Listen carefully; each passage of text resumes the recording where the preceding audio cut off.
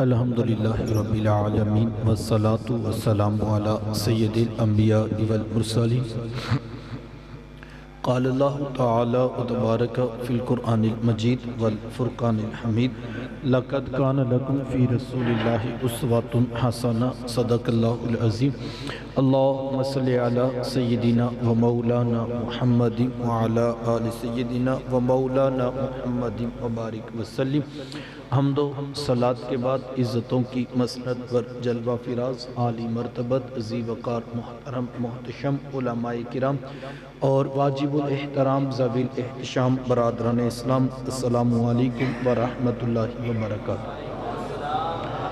بتوفیق باری تعالیٰ مجھے اور آپ کو حضور علیہ السلام کے ذکر جمیل کی سعادت حاصل ہو رہی ہے۔ دعا ہے اللہ تعالیٰ میری اور آپ کی شرکت کا ایک ایک لمحہ قبول فرمائے اور قابل عمل باتوں پر توفیق عمل نصیب فرمائے۔ بیٹا اس کے نا ایکو آف کر دے، یہ آواز جو دو بار آتی ہے نا ٹکرا کر، ایک ساتھ یہ آواز ہو جائے تو سمجھنا آسان ہوگا۔ اللہ آپ کو سلامت رکھے، جزاک اللہ۔ آپ جانتے ہیں کہ اللہ کے رسول صلی اللہ علیہ وآلہ وسلم جب ان کی ولادت ہوئی تو 7 دن تک اپنی والدہ حضرت آمینہ سلام اللہ علیہ کا دودھ پیا۔ 8ویں دن یہ اعزاز دشمن اسلام ابو لہب کی کنیز ثویبہ کو حاصل ہوا۔ اس نے حضور علیہ السلام کو دودھ بھی پلایا اور دیکھ بھال بھی کی۔ یہ چند دن کا دودھ تھا، یہ چند دن کی ہی دیکھ بھال تھی، لیکن میرے آقا نے ثویبہ کے اس احسان کو پوری زندگی یاد رکھا۔ مکے میں تھے تو میری ماں پکارا کرتے، اور جب مدینے میں آئے تو یہاں مدینے سے ان کے لیے کپڑے بھی بھجوایا کرتے اور رقم کا بھی بندوبست کیا کرتے۔ یہ ہے شریعت، یہ ہے سیرت جو میرے حضور لے کر آئے۔ سونے ابھی نا اس میں ایکو ہے، آواز ڈبل ہو، بلکہ ایک سادھی آواز چاہیے، جزاک اللہ۔ میرے حضور تشریف فرما تھے، صحابہ بیٹھے تھے کہ دور سے ایک بوڑھی خاتون کو اپنی طرف آتے دیکھا۔ آقا کریم علیہ السلام کی نظر پڑی تو میرے حضور اٹھ کھڑے ہوئے، میری ماں پکارتے ہوئے اور دوڑ لگاتے ہوئے ان کے قریب پہنچے، پھر کندھوں سے وہ چادر اتار کر نیچے زمین پر بچھا دی جسے میں اور آپ کائنات کا قیمتی اثاثہ سمجھتے ہیں۔ اپنی والدہ کو اس چادر کے اوپر بٹھایا، کان لگا کر گھنٹوں ان کی باتیں سنی، اور جب وہ بوڑھی خاتون خود اٹھ کر واپس جانے لگی تو کسی نے راوی سے پوچھ لیا، یہ آنے والی خوش قسمت خاتون کون تھی کہ محبوب علیہ السلام نے کندھوں کی چادر ان کے قدموں کے نیچے بچھا دی؟ تو بتانے والے نے بتایا کہ تمہیں نہیں پتہ، یہی تو حضور علیہ السلام کی رضائی والدہ حضرت حلیمہ سعدیہ سلام اللہ علیہ۔ سگی ماں تو سگی ماں ہوتی ہے، میرے محبوب علیہ السلام نے تو دودھ پلانے والی ماں کو بھی اتنی عزتیں عطا کی۔ ماں باپ کیا ہوتے ہیں یہ زمانے کو میرے حضور علیہ السلام نے آ کر بتلایا۔ آقا کریم علیہ السلام ایک دن صحابہ کو نماز پڑھانے آئے، تاحد نگاہ صحابہ نے اٹھ کر حضور کا استقبال کیا۔ محبتوں برا یہ ہجوم دیکھا تو چھم چھم آنکھوں سے آنسو برسنے لگے۔ ایک ٹھنڈی آہ بری اور کیا فرمایا، لو ادرکت والدی او احدہما، کاش آج میرے ماں باپ بھی زندہ ہوتے یا ان میں سے کوئی ایک ہی زندہ ہوتا، پھر میں لوگوں کو نماز عشاء پڑھا رہا ہوتا، اس میں سورہ فاتحہ کی تلاوت کر رہا ہوتا، پھر میری ماں کو میرے ساتھ کوئی کام یاد آ جاتا، وہ دروازے پہ آتی، چلمن سرکاتی، اپنے میٹھے اور پیار بھرے لہجے میں فرماتی، ابنی محمد، میرے بیٹے محمد میری بات تو سنو۔ کہا لوگوں میں نماز کا مصلی چھوڑ کر پہلے ماں کی بات کو سن لیتا ہوں۔ زمانے کو عملاً بتایا کہ ماں کا وجود کتنا معتبر ہوتا ہے۔ بیٹیاں کیا ہوتی ہیں یہ زمانے کو میرے حضور علیہ السلام نے آ کر بتلایا۔ آقا کریم علیہ السلام کی آمد سے قبل آپ تاریخ عرب اٹھائیں، جب کسی کے ہاں بیٹی پیدا ہوتی تو شرم سے اس کا منہ کالا ہو جاتا۔ عزت اور آبرو بچانے کا ایک ہی راستہ ہوتا کہ ظالم باپ ماں کی ممتا بری گود سے پھول جیسی بیٹی چھینتا، گڑھا کھود کے دھکا دے کر اوپر مٹی ڈال دیتا۔ اس کی سسکیاں، اس کی چیخیں، اس کی آہیں اس کے دل پر گداز نہ پیدا کر پاتی۔ اگر کوئی باپ اتنا ظالم، اتنا سفاک تھا کہ اپنی زندہ بیٹی کا گلا دبا سکتا ہے یا گڑھا کھود کے اس کو دفن کر سکتا ہے، تو وہ اس قابل ہے کہ معاشرے میں سر اٹھا کر جی سکے۔ اور اگر کسی کے ہاتھوں میں اتنی سکت نہیں کہ اپنی زندہ بیٹی کا گلا دبا سکے، تو وہ اس قابل نہیں تھا کہ معاشرے میں سر اٹھا کر جی سکے۔ یہ عرب معاشرہ ہے جس کو قرآن مجید فرقان حمید نے بھی بیان کیا ہے۔ وہ عملاً بیٹیوں کو ذبح کیا کرتے اور بہنوں کو زندہ درگور کر دیا کرتے۔ جس دور میں بیٹی ذبح کی جا رہی تھی، جس دور میں بہن زندہ درگور کر دی جاتی، میرے حضور اس دور میں کلمہ حق بلند کیا اور حضور میں بیٹیوں کو ذبح کرنے والوں سن لو، فاطمہ تو بدعۃ منی، میری فاطمہ تو میرے جگر کا بھی ٹکڑا ہے۔ یہ کلمہ محبت بھی ہے، یہ کلمہ جہاد بھی ہے۔ دیکھیں، آج میں یا آپ اپنی بیٹی یا بہن کے لیے کوئی پیار بری بات کہیں تو یہ بہت بڑی بات نہیں ہے۔ آج اس معاشرے میں بیٹی کی عزت ہے، آج اس معاشرے میں بہن کا وقار ہے۔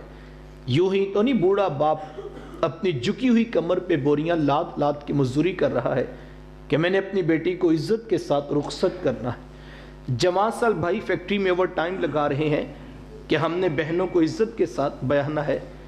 یار یہ باپ تو ذبح کرتا تھا، یہ بھائی تو زندہ درگور کر دیتا تھا، ان کے سینے میں اتنا کوٹ کوٹ کر پیار کس نے بھر دیا؟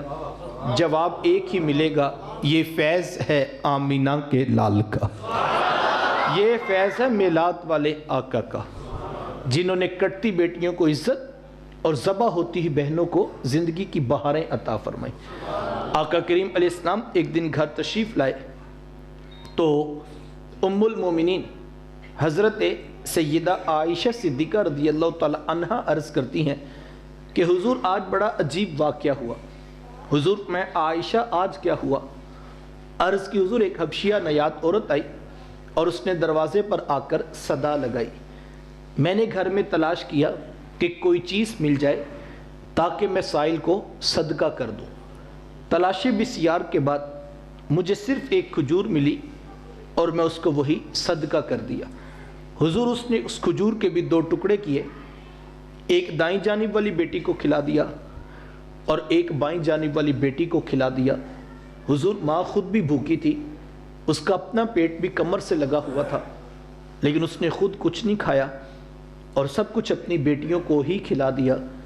یہ کہتے کہتے ام المومنین آپ دیدہ ہو گئیں، آنکھوں میں آنسو آ گئے۔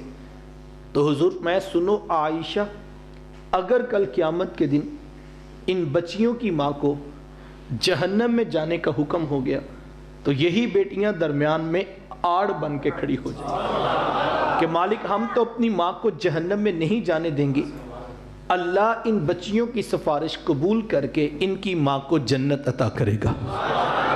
کہاں بیٹیاں باعث شرم و ننگوار سمجھی جاتی تھی، کہاں بیٹیاں ہی دخول جنت کا سبب قرار پائیں۔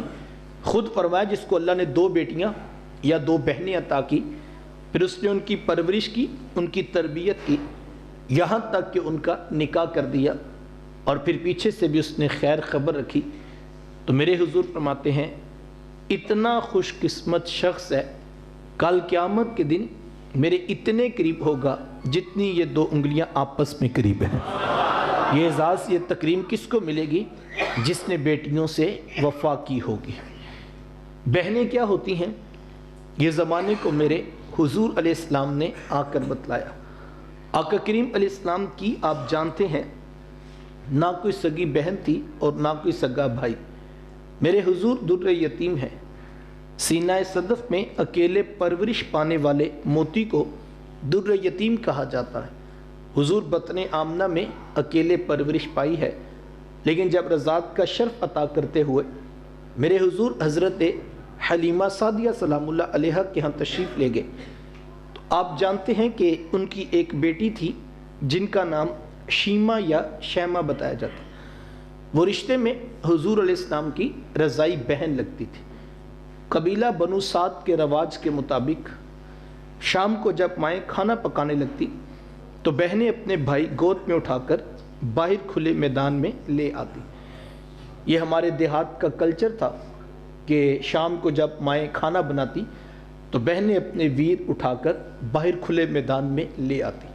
اب اسی طرح ہر بہن کی گود میں اس کا بھائی ہوتا اور وہ اپنے بھائی کے حسن کے قصیدے پڑھ رہی ہوتی.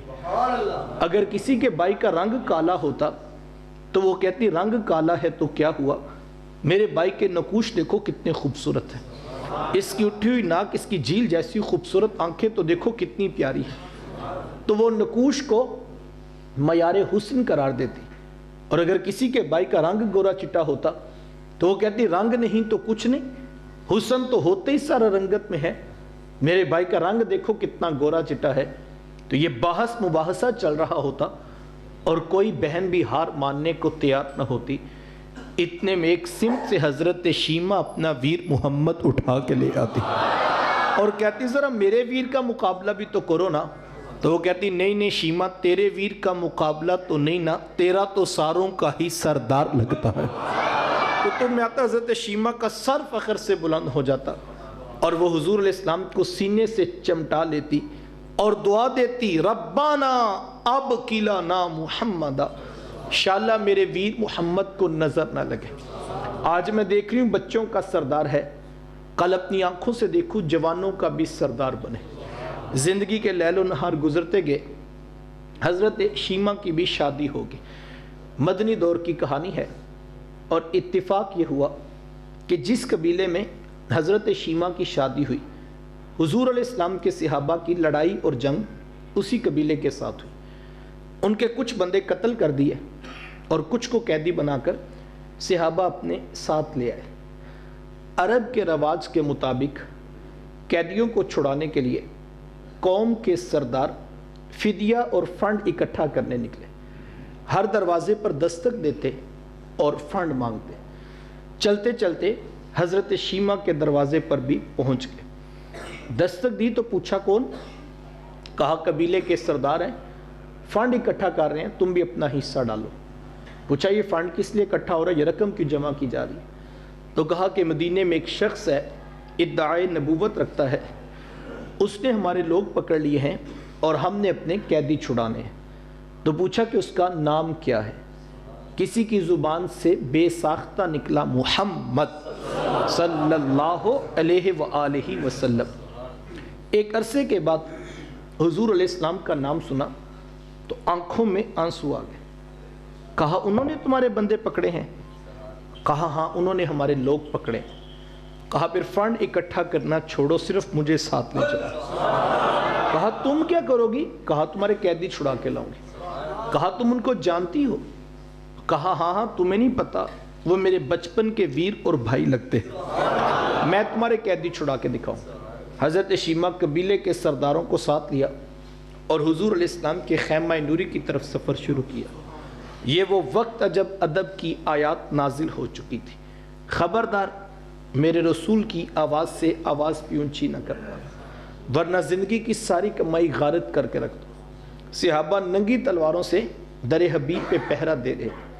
حضرت شیما اس خیال سے کہ میں تو اپنے بھائی کو ملنے جا رہی ہوں، جب آگے بڑھنا چاہا تو پہرے داروں نے تلواریں سونپ دی. رک جا دیہاتی عورت، جانتی نہیں آگے کوچہ رسول ہے، آگے تو بغیر اجازت جبریل نہیں جا سکتے، تو کون ہے؟ روایت میں آتا جب راستہ روک دیا گیا، تلواریں سونپ دی گئیں تو حضرت شیما نے یوں ہاتھ سے تلوار کو جھٹک کے کہا خلو سبیلی وعلموا انا اخت نبیکم. کہا میری راہیں چھوڑ دو، جانتے نہیں میں تمہارے نبی کی باجی اور بہن لگتی ہوں. یہ آواز کانوں میں پڑی تو صحابہ کی آنکھوں پر پلکوں کی چلمنے آ گئیں، نگاہیں نیچی کر دیں، تلواریں پیچھے ہٹا دی. حضرت شیما پورے پروٹوکول سے حضور علیہ السلام کے خیمہ نوری میں داخل ہوئیں. میرے حضور جب دور سے بہن کو آتے دیکھا، حضور اٹھ کر استقبال کیا، مرحبا خوش آمدید پیش کرتے ہوئے فرمایا میری بہن آج کدھر کو آنا ہوا؟ عرض کی حضور آپ کے بندوں نے ہمارے کچھ لوگ پکڑ لیے ہیں اور میں ان قیدیوں کو چھڑانے کے لیے آئی ہوں۔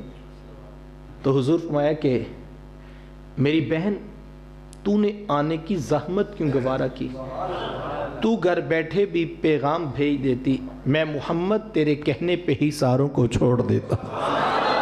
زمانے کو عملاً بتایا دروازے پر بہن کا آنا کتنا معتبر ہوتا ہے۔ پھر چند جوڑے، کچھ گھوڑے، بہت سارا ساز و سامان، اور میرے حضور خود بہن کو چھوڑنے کے لیے دروازے تک تشریف لے آئے۔ صحابہ نگاہیں نیچی کیے، محبوب علیہ السلام کے ادب میں کھڑے تھے کہ حضور میں کہ صحابہ میں جب بھی قیدی چھوڑا کرتا ہوں پہلے تم سے مشاورت کیا کرتا ہوں، آج پہلا موقع ہے، میں قیدی بھی چھوڑ رہا ہوں اور میں نے مشورہ بھی نہیں کیا ہے۔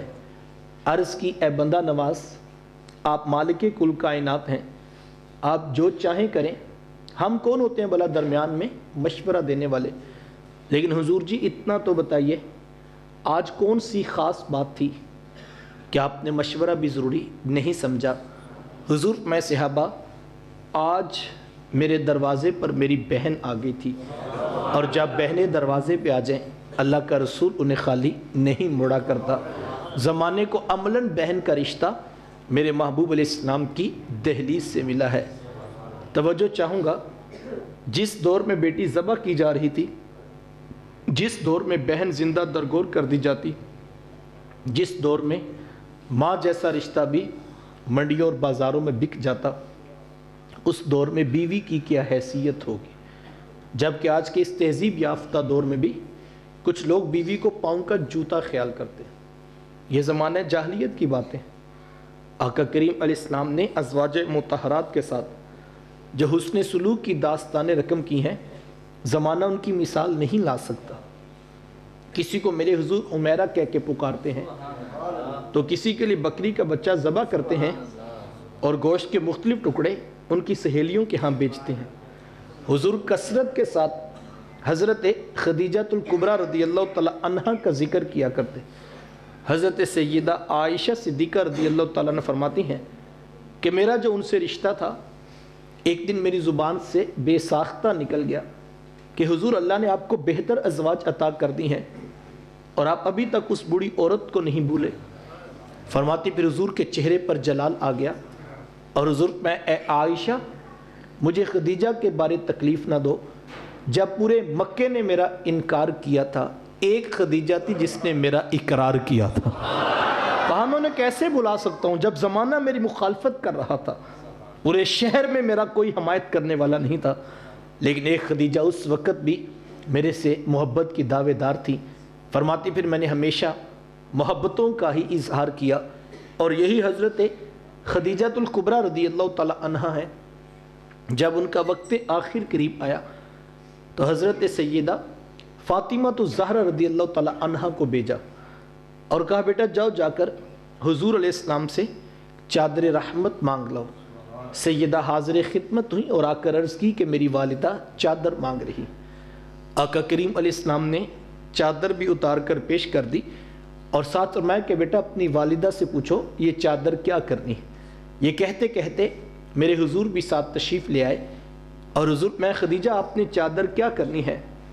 عرض کی حضور مجھے جو بخار ہے لگتا یوں ہے کہ جان لیوا ثابت ہوگا، میری آرزو یہ ہے کہ مجھے کفن ملے تو آپ کی چادر رحمت میں ملے۔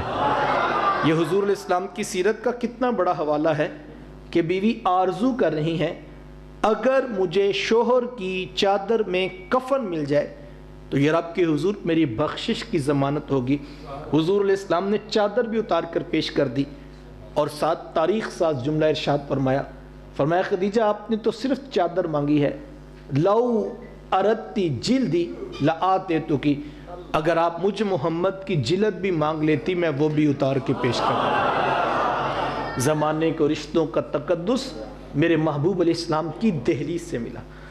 زمانے میں معاشرے میں وہ طبقات جن کو کوئی پوچھتا نہیں تھا، ان کو عزت اللہ کے رسول صلی اللہ علیہ وآلہ وسلم نے آ کر عطا فرمائی۔ آپ تاریخ عرب اٹھائیں، جہاں بیٹی ذبح ہوتی تھی، بہن زندہ درگور ہوتی تھی، اس معاشرے کے اندر یتیم کو دھکے دے کر گھر سے باہر نکال دیا جاتا۔ یہ عرب کی داستان ہے، یہ عرب کا تلخ موضوع ہے۔ قرآن مجید نے یوں ہی نہیں کہا فَذَلِكَ الَّذِي يَدْعُ الْيَتِيمَ، وہ یتیموں کو دھکے دیا کرتے تھے، نفرت کیا کرتے تھے، منحوس خیال کرتے کہیں اس کی وجہ سے ہمارے بچوں کے بھی اوپر نحوست نہ پڑے اور وہ بھی یتیم نہ ہو جائے۔ اللہ کے نبی صلی اللہ علیہ وآلہ وسلم کتنا خوبصورت دین لے کر آئے۔ میرے حضور عیدگاہ کی طرف بڑھ رہے ہیں، عید کا دن ہے، خوشیوں کا دن ہے۔ گلی کے کونے پہ ایک چھوٹے بچے کو روتے ہوئے دیکھا تو پوچھا کہ بیٹا آج تو عید کا دن ہے، آج تو خوشیوں کا دن ہے، اور آپ کی آنکھوں میں یوں زاروں کی طرح آنسو کیوں ہیں؟ تو اس نے عرض کی کہ حضور میرا باپ فلاں غزوہ میں شہید ہو گیا ہے، اور آج بچے اپنے ماں باپ کے ساتھ عیدگاہ کی طرف بڑھ رہے ہیں تو مجھے شدت سے اپنا باپ یاد آ رہا۔ آقا کریم علیہ السلام نے اس یتیم کی انگلی پکڑی اور اس کو لے کر گھر واپس تشریف لے آئے۔ اہل خانہ سے فرمایا کہ جو لباس حسنین کریمین کو دیا ہے وہی لباس اس بچے کو پہنایا جائے، جو کھانا ان کو کھلایا گیا ہے وہی کھانا اس بچے کو دیا جائے۔ بچے کو نہلایا گیا، تیل سرما لگایا گیا، نیا لباس اس کو پہننے کے لیے دیا گیا، اور پھر کھانا بھی پیش کیا گیا۔ یہ بہت کچھ تھا جو اس کو عطا کیا گیا۔ مجھے بتائیے یار، عید والے دن اگر کسی کو دو جہاں کے سردار کی چوکھٹ سے پہننے کو جوڑا مل جائے، یہ چھوٹی عزت ہے؟ اگر عید والے دن کسی کو نبیوں کے امام کی چوکھٹ سے کھانا مل جائے، یہ چھوٹی تکریم ہے؟ لیکن کھانا دے دیا گیا، اس کو لباس پہنا دیا گیا۔ لیکن بند سینوں کے درد جاننے والے رسول حضور جانتے تھے ابھی تک بچے کے چہرے پہ، اس کی آنکھوں میں حقیقی خوشی دکھائی نہیں دے رہی۔ پھر حضور علیہ السلام نے محبتوں کی حد کر دی۔ آقا کریم علیہ السلام نے اس یتیم کو پکڑ کر اپنے سینے سے لگا لیا اور حضور میں کیا بیٹا تو پسند نہیں کرتا؟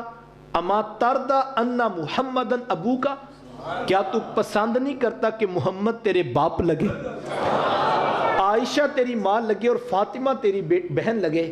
اس نے کہا حضور اگر یہ رشتے مجھے مل جائیں تو اور چاہیے بھی کیا؟ حضور میں آج کے بعد یہ رشتے تمہارے ہو گئے۔ پھر ایک انگلی سے وہ یتیم بچہ اور ایک انگلی سے حسنین کریمین، اور حضور عیدگاہ کی طرف بڑھ رہے تھے، اور بچے بھی عیدگاہ کی طرف آ رہے تھے، لیکن یہ یتیم حضور علیہ السلام کی انگلی پکڑ کر اعلان کر رہا تھا مزہ آ گیا یتیمی کا، تھا تو یتیم لیکن آج مصطفیٰ کی انگلی پکڑے جا رہا۔ اللہ اکبر، عزت حضور علیہ السلام کی دہلیز سے نصیب ہوئی۔ اللہ اکبر، آقا کریم علیہ السلام کی مجلس لگی ہے، صحابہ بیٹھے ہیں، ایک شخص حاضر خدمت ہوا، آ کر عرض کرتا ہے کہ حضور میرا بیٹا گم ہو گیا ہے اور اس کی والدہ اس کو تلاش کر رہی ہیں، جلدی سے آپ دعا فرما دیجئے تاکہ بیٹا ہمارا مل جائے۔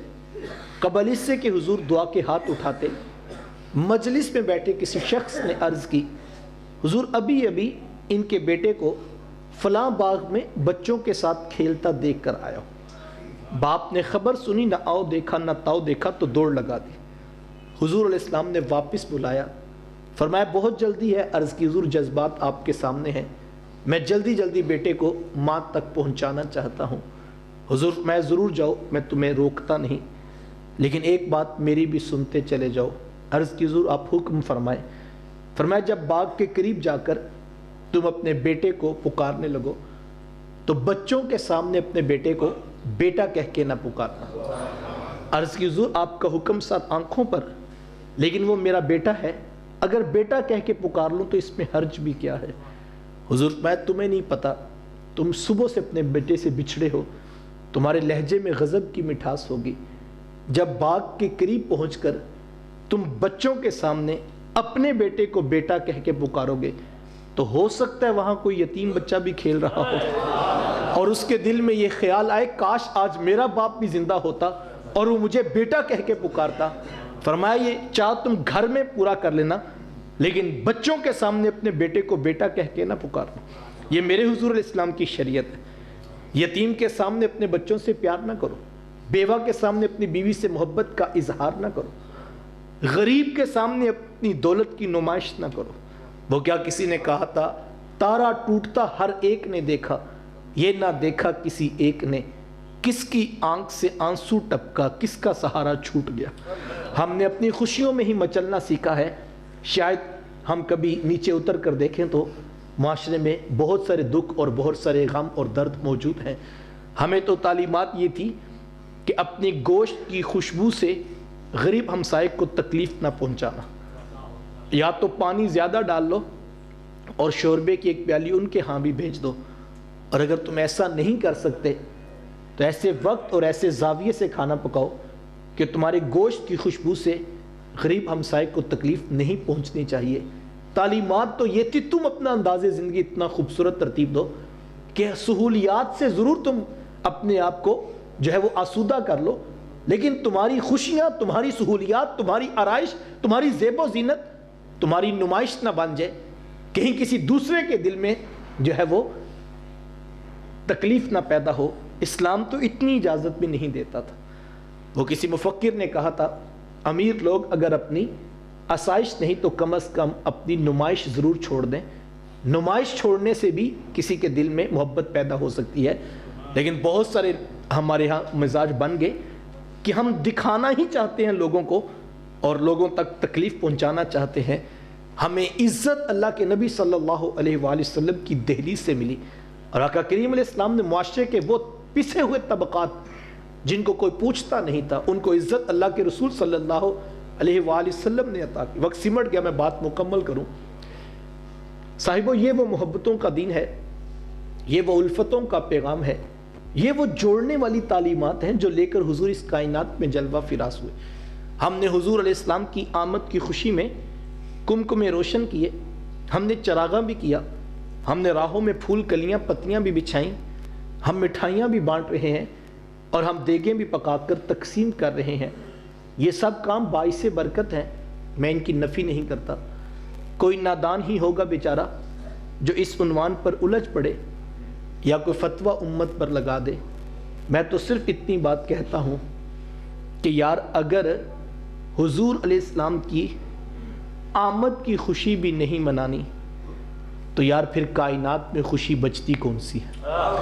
خوشی ہوتی کیا ہے؟ خوشی کہتے کسے ہیں؟ کائنات کی سب سے بڑی خوشی یہ ہے کہ اللہ نے ہم جیسوں کو سونے محمد عطا کر دیے، یہ سب سے بڑی خوشی ہے۔ اور اگر کسی بیچارے کو یہ خوشی بھی محسوس نہیں ہو رہی تو اس کے لیے دعا کی جا سکتی ہے، الجھنے سے وقت ہی ضائع ہوگا۔ تو یہ کمکمے، یہ روشنیاں، یہ چراغ، یہ پھول کلیاں، مٹھائیاں، یہ دیگیں، یہ سب کچھ باعث برکت ہے۔ لیکن میں یہ کہنا چاہوں گا، یہ باعث برکت ہونے کے باوجود بھی جوانوں یاد رکھنا، یہ سب کچھ آغاز سفر ہے، یہ منزل بھی نہیں ہے۔ منزل میرے حضور کی ذات ہے، منزل میرے محبوب کا پیغام ہے، منزل ان کی سیرت ہے، منزل ان کا اسوہ نور ہے۔ تو بڑا نادان ہوگا نا وہ بیچارہ جو آغاز کی جھنڈیوں پہ الجھ پڑا اور ساری زندگی اسی پہ فتوے دیتے گزر گئی، حالانکہ آگے ذرا جھانک کر دیکھتا یہ تو صرف آغاز کی جھنڈیاں تھی، ورنہ منزل تو حضور کی ذات ہے، ورنہ منزل تو محبوب کا پیغام تھا، منزل تو حضور کی سیرت ہی تھی۔ لیکن کوئی اتنا الجھ گیا کہ اس نے اس کا رد کرنا ہی زندگی کا مشن بنا لیا۔ اچھا، اگر وہ نادان ٹھہرا تو وہ بھی تو کوئی عقل مند نہیں ہوگا جو ساری رات جھنڈیاں ٹانگتا رہا، چراغوں میں تیل ڈالتا رہا، آنگن میں مہکتے پھول سیدھے کرتا رہا۔ اس نے جھنڈا بھی نصب کیا، لیکن جب صبح فجر کی اذان ہوئی تو اس کی آنکھ بھی لگی ہوئی تھی، تو وہ بھی تو کھو اتنا گیا کہ منزل کی طرف وہ بھی نہیں چل رہا۔ تو کوئی آغاز کی جھنڈیوں میں الجھ گیا اور کوئی آغاز کی جھنڈیوں میں ہی کھو کے رہ گیا اور سب کچھ اسی کو سمجھ بیٹھا۔ نہ ہم نے الجھنا ہے، نہ ہم نے کھو جانا ہے، ہم نے تو دم دم اپنے محبوب کے پاس جانا ہے، ہم نے تو ان کی سیرت کو اپنانا ہے، ہم نے تو ان کا اسوہ حسنہ دیکھنا ہے۔ تو یہ نہ الجھنے کا عنوان تھا، نہ یہ کھو جانے کا موضوع تھا، لیکن افسوس کہ ہم یہیں پہ کھڑے ہیں۔ ہمیں آگے بڑھنا ہوگا اور محبوب علیہ السلام کی سیرت کو اپنانا ہوگا۔ اور میں اگر آپ مجھ سے پوچھیں کہ میلاد والوں کی منزل کیا ہے، میلاد والوں کا مقصد و مدعا کیا ہے، تو میں اپنے استاذ المکرم کا ایک سادہ سا جملہ آپ کو سنانا چاہوں گا، اور اس جملے کے اندر اتنی روشنی ہے کہ میں یہ کہتا ہوں کہ اس ایک جملے سے پوری زندگی مرتب کی جا سکتی ہے۔ آپ فرمایا کرتے کہ بیٹا یہ نہ ہو کہ لوگ تم سے پوچھیں کہ تم کون ہوتے ہو، اور تم پاسپورٹ سے مذہب کا خانہ دکھاؤ، یہ دیکھیے اسلام لکھا ہے ہم مسلمان ہوتے ہیں۔ کہا نہیں بیٹا، نہ کسی کو پوچھنا پڑے نہ کسی کو بتانا پڑے، تم دور سے آ رہے ہو، تمہاری وضع قطع، شکل و صورت، چال ڈال، انداز معاشرت، طرز زندگی اتنا خوبصورت ضرور ہو کہ لوگ مسکرا کے کہیں وہ دیکھیے میلاد والے آقا کا امتی آ رہا۔ یہ میلاد کی منزل ہے۔ دیکھو ہم نے اس منزل تک پہنچنا ہے یار، ہمیں ہر بار نعرہ لگا کے کیوں بتانا پڑے ہم حضور کے غلام ہوتے ہیں؟ ہمیں فلیکس ہی گھر پہ لگا کے کیوں بتانا پڑے کہ ہم بھی حضور کے عاشق ہیں؟ مزہ تو یہ ہے کوئی شخص ہمارے ساتھ دوستی کرے تو وہ مطمئن ہو جائے کہ میری دوستی کسی پرائے شخص سے نہیں ہے، حضور کے غلاموں کے ساتھ۔ کمال تو یہ ہے کوئی ہمارے ساتھ رشتہ داری جوڑے تو پھر مطمئن ہو جائے کہ میری بیٹی کسی پرائے گھر میں نہیں بیٹھی، حضور کے غلاموں کے گھر میں بیٹھی۔ اب اس کو کوئی جو ہے تکلیف نہیں ہوگی۔ لطف تو یہ ہے کوئی ہمارے ساتھ کاروبار کرے وہ پھر مطمئن ہو جائے کہ میری انویسٹمنٹ ضائع نہیں ہوگی، میں نے کسی پرائے سے انویسٹمنٹ تھوڑی کی ہے، میں نے تو حضور کے غلاموں کے ہاتھ میں پیسے پکڑائے ہیں۔ کمال تو یہ ہے کوئی ہم سے جب چیز خریدے تو اس کو قسمیں اٹھا کے یقین نہ آئے، بلکہ اس کو پتہ ہو کہ یہ دھوکہ نہیں دے گا، اس کو یقین ہو کہ یہ شخص جھوٹ نہیں بولے گا، اس کو تیقن ہو کہ یہ شخص فراڈ نہیں کرے گا، تو کوئی پوچھے گا نہ آپ نے ریٹ طے کیا، نہ آپ نے چیزیں کھول کے دیکھی، نہ کوالٹی پہ بات کی۔ کہا یار یہ سب کچھ تو تب کرتا جب کوئی پرایا ہوتا، یہ تو حضور کا غلام ہے، یہ تو رسول اللہ کا امتی ہے، اور تمہیں نہیں پتا حضور کے غلام جھوٹ نہیں بولا کرتے۔ کمال تو یہ ہے، مزہ تو اس بات کا ہے نا۔ لیکن اگر ہم اس پر آمادہ نہیں ہو رہے اور ہم اس پر جو ہے وہ اپنے آپ کو لانے کے لیے تیار نہیں، تو پھر شاید یہ چمکتے ہوئے کمکمے، یہ لہراتی ہوئی جھنڈیاں، یہ مہکتے ہوئے پھول، یہ رنگ برنگ کے کھانے بھی ہم سے پوچھ رہے ہیں، یہ سب کچھ تو نے کیا، لیکن لطف تب آتا جب محبوب کی سیرت بھی تیرے آنگن میں نظر آتی۔ کمال یہ تھا تیری بچیاں بھی قرآن پڑھتی، تیرے بیٹے بھی مصلے بچھا کے کھڑے ہو جاتے۔ تو ہم نے اس طرف بھی بڑھنا ہے، یہ مقصود ہے۔ میلاد سے لے کر سیرت کا سفر یہ انسان کی زندگی کی معراج ہے، اور اگر ہم اس طرف نہیں آتے تو پھر میرے اور آپ کے لیے سوچنے کے لیے بہت کچھ ہے۔ آئیے حضور علیہ السلام کی سیرت کو اپنائیے، محبوب علیہ السلام کے پیغام کو روحوں میں اتاریے۔ ایک دن کا میلاد کیا ہے؟ سر سے لے کر پاؤں تک، صبح سے لے کر شام تک زندگی کی ایک ایک سانس محبوب کے نام کیجئے اور اپنے حصے کی شمع روشن کیجئے۔ اللہ کی بارگاہ میں دعا گو ہوں، اللہ مجھے آپ کو توفیقات عمل نصیب فرمائے۔ وآخر دعوایا ان الحمدللہ رب العالمین۔ میں مزید بھی آپ کی محفل کا حصہ رہتا، لیکن مجھے آگے ایک درس قرآن مجید پہ پہنچنا ہے 9 بجے۔ اللہ آپ کا میرا مل بیٹھنا اپنی بارگاہ میں قبول فرمائے۔ وآخر دعوایا ان الحمدللہ۔ آمین۔ اللہم صلی علی سیدنا و مولانا محمد مبارک وسلم۔ میرے مالک اٹھے ہاتھ پھیلی جھولیاں رحمتوں سے بھر دے۔ اتنے لوگ اپنا قیمتی وقت نکال کر تیری توفیق سے جمع ہوئے، سب کا آنا قبول فرما۔ قرآن مجید کا فہم اور نور نصیب فرما۔ ہمارے فوت شدگان کی بخشش، ہمارے بیماروں کو شفا عطا فرما۔ قرض کے بوجھ تلے دبی انسانیت کو چھٹکارا عطا فرما۔ جو والدین اولادوں کے رشتوں میں پریشان ہیں ان کے لیے اچھے اسباب پیدا فرما۔ جو بیٹیاں سسرال میں دکھی ہیں انہیں خوشیاں نصیب فرما۔ جن کے آنگن ابھی تک اولاد کی دولت سے محروم ہیں نیک صالح بیٹے نصیب فرما۔ اولاد والوں کی اولاد کو نیک تربیت کا نور نصیب فرما۔ اس محفل کا ایک ایک لمحہ قبول فرما۔ نوجوانوں نے دعوت دی، اہل محبت نے پیغام کا ابلاغ کیا، سب کی کاوشوں کو قبول فرما۔ جو سنا جو کہا یہ محض کانوں تک نہ رہ جائے، یہ ہماری روحوں میں تو اتار دے۔ رب ارحمہما کما ربیانی صغیرا۔ صلی اللہ تعالی علی حبیبہ محمد وآلہ وصحبہ۔